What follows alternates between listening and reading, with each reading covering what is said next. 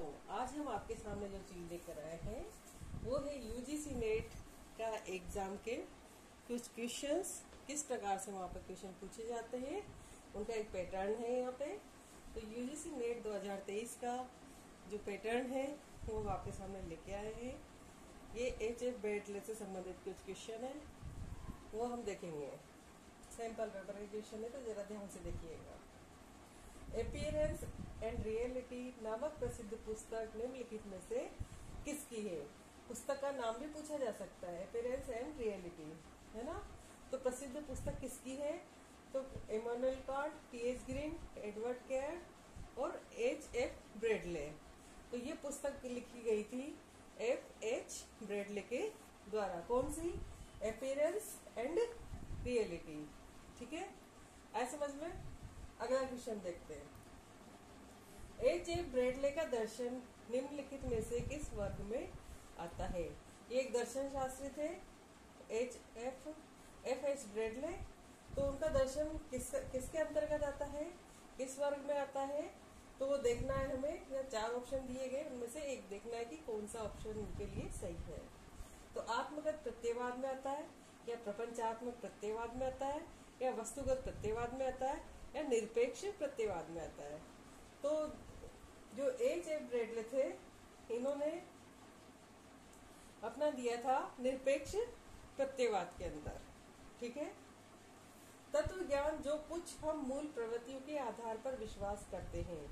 दोबारा बोलती हूँ, तत्व ज्ञान, है ना।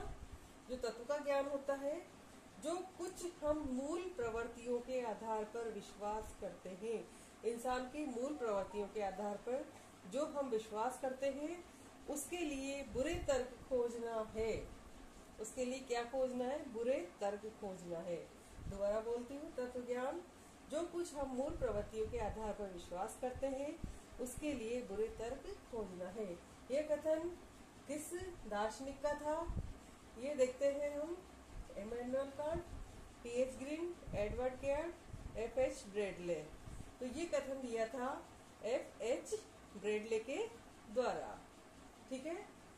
कौन सा? तत्व ज्ञान जो हम कुछ मूल प्रवृत्तियों के आधार पर विश्वास करते हैं, उसके लिए बुरे तर्क खोजना है।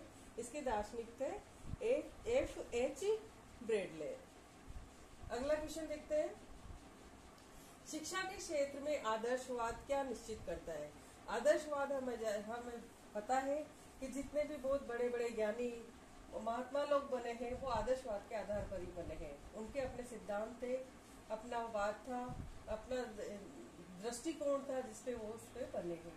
तो शिक्षा के क्षेत्र में देखना है हमें कि शिक्षा के क्षेत्र में आदर्शवाद क्या निश्चित करता है।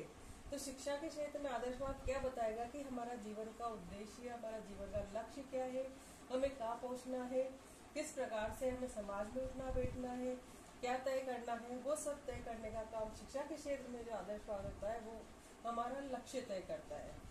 ठीक है, कि हमें किस मुकाम तक पहुंचना है। विद्यालय में सबसे अधिक आदर्शवाद किसमें होना चाहिए? क्या विद्यार्थी में होना चाहिए?